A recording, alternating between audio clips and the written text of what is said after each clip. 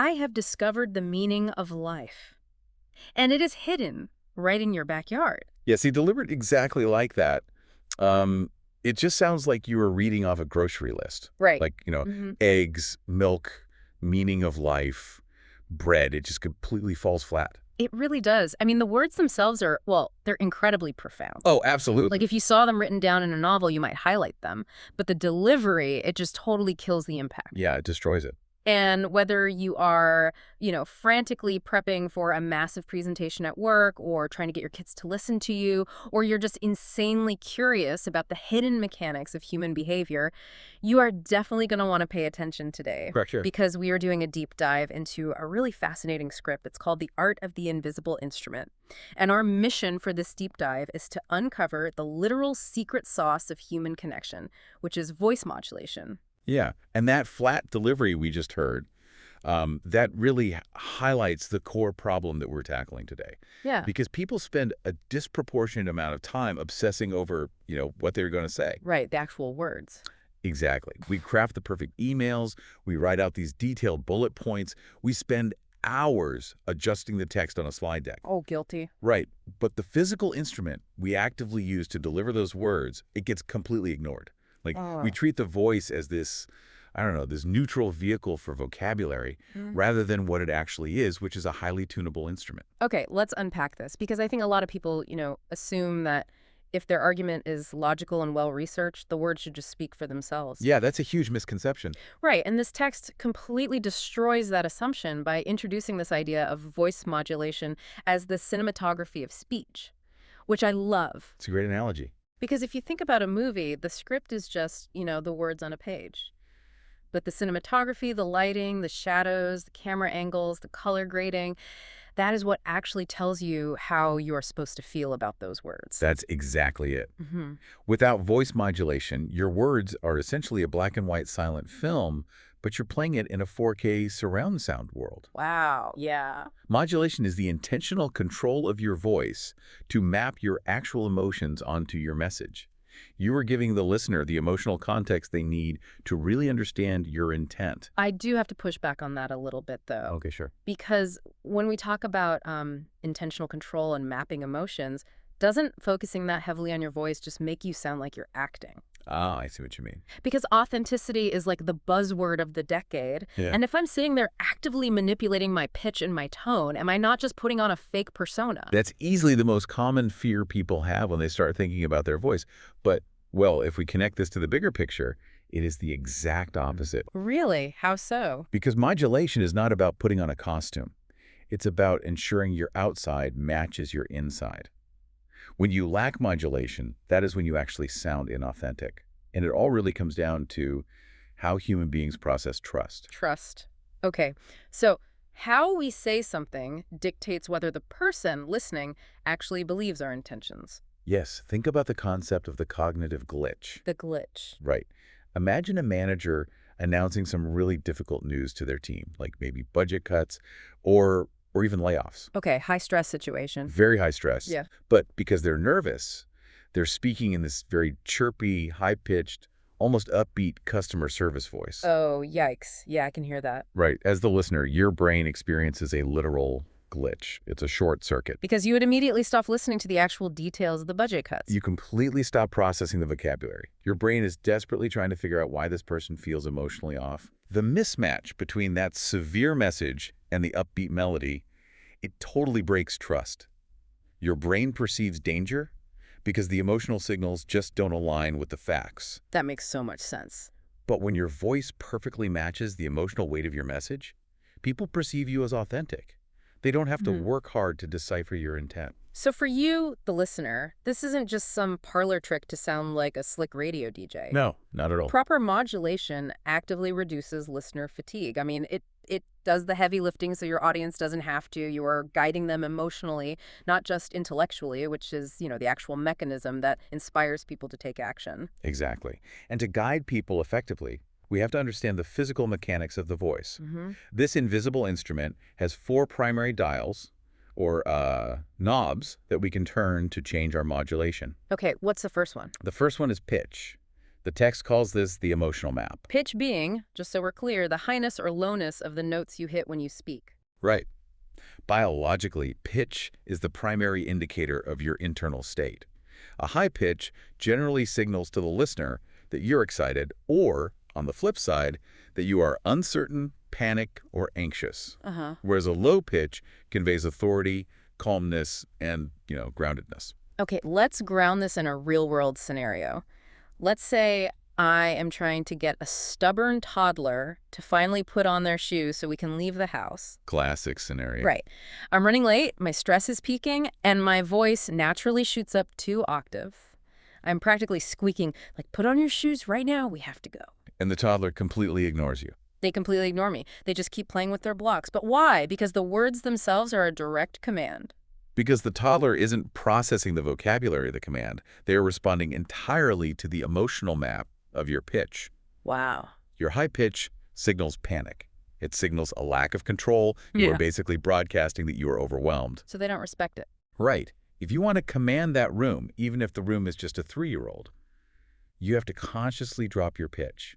You squat down, you lower the frequency of your voice, and you say calmly, "It is time to put on your shoes." The sudden drop in pitch signals that playtime is over and authority has entered the space. That distinction is fascinating.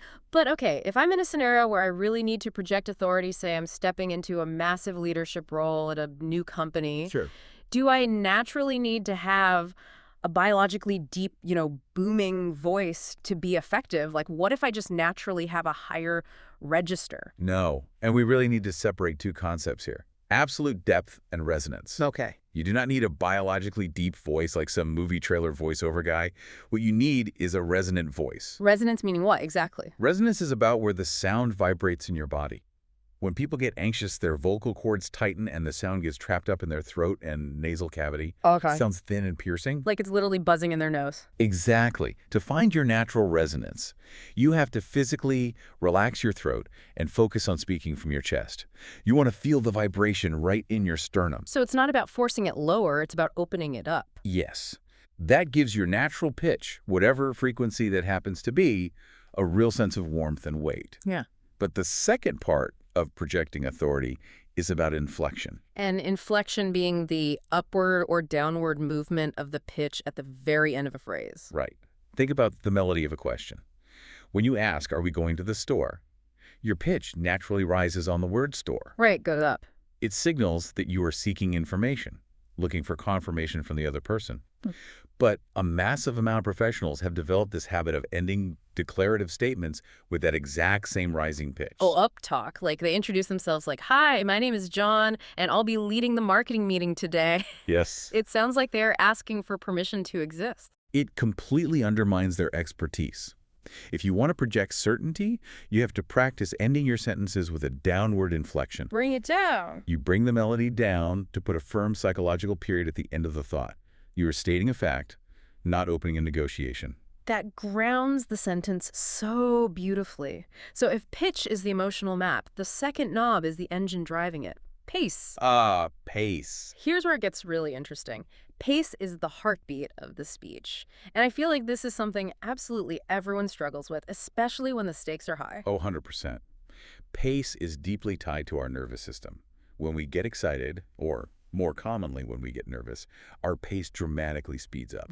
We start rushing through our paragraphs like we're double parked. But why do we do that? Because when the adrenaline hits, it feels like a completely uncontrollable reflex to just, talk faster. It is a literal survival reflex.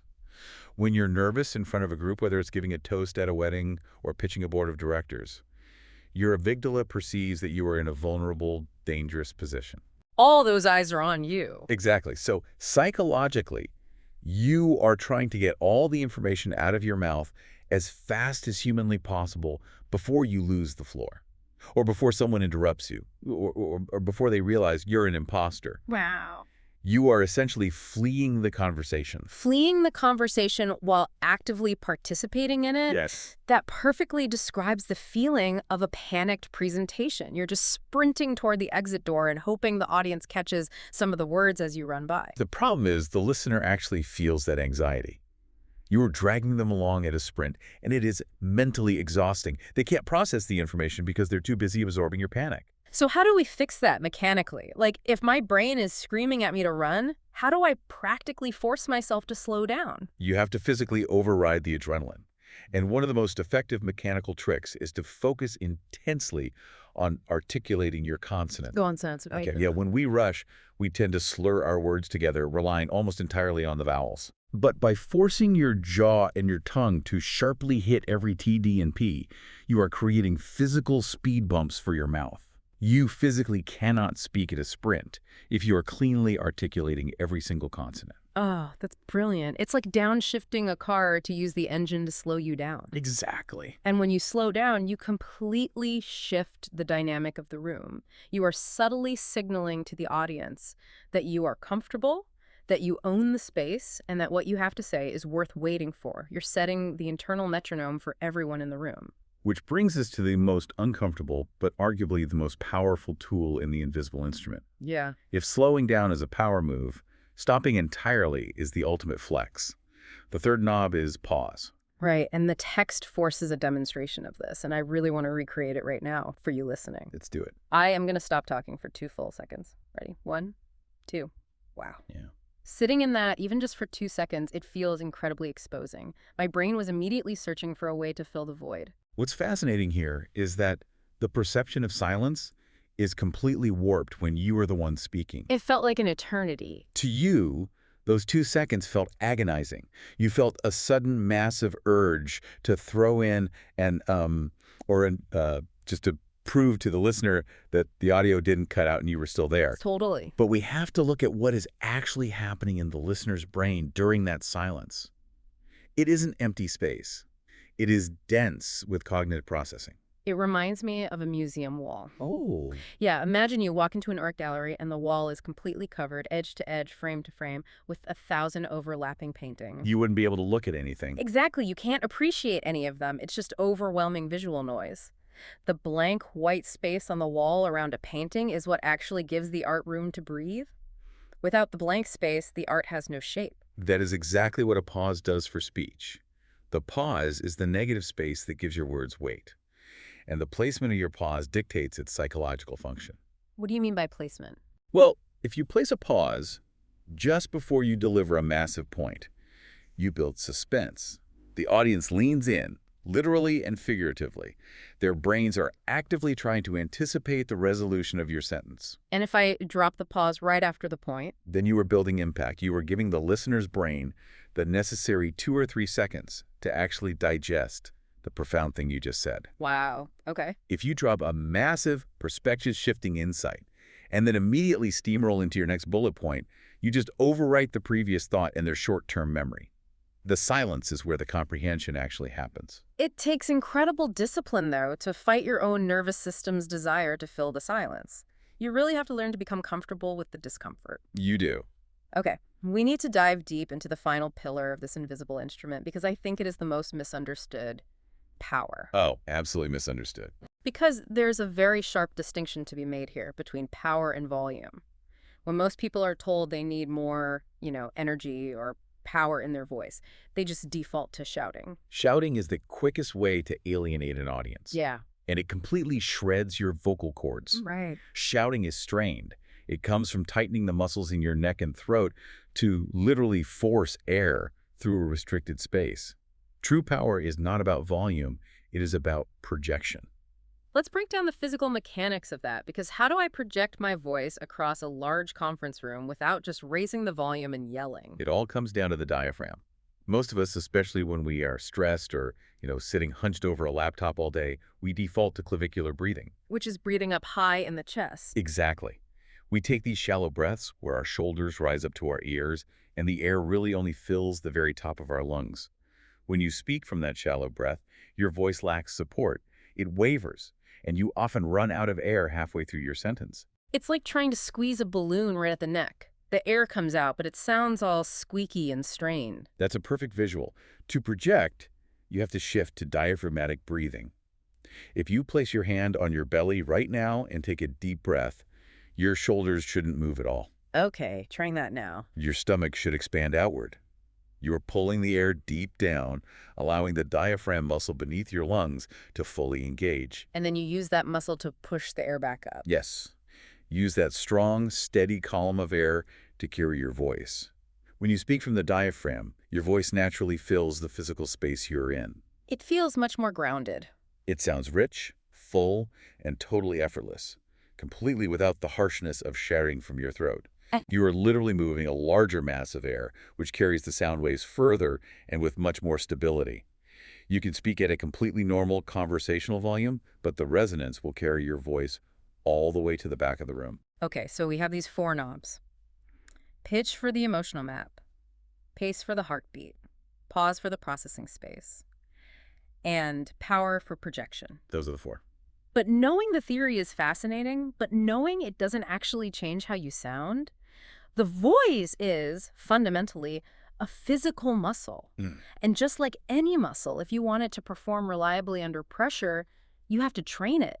I mean, you can't just read a book about a push-up and expect your arms to get stronger. So true. You have to do the work. And the work required to tune the invisible instrument is notoriously uncomfortable. Yeah. Because you have to record yourself and listen back to it. So what does this all mean for you? That is the ultimate challenge for you listening right now. You need to record yourself. Do it today. The next time you are on a Zoom call or practicing a pitch or even just leaving a long voicemail to a friend, record the audio. And then, as excruciating as it is to hear your own voice played back to you and it is painful, you have to listen to it. It is the only way to calibrate your instrument.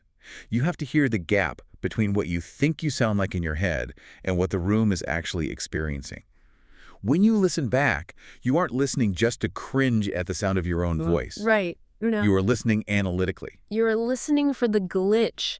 You need to notice where your delivery goes completely flat when you should be passionate. Notice where you sound unnecessarily rushed just because you are nervous. Notice if every sentence ends in an upward inflection, making you sound unsure of your own expertise. And this raises an important question, a profoundly uncomfortable but necessary question to leave you with today. I'm ready.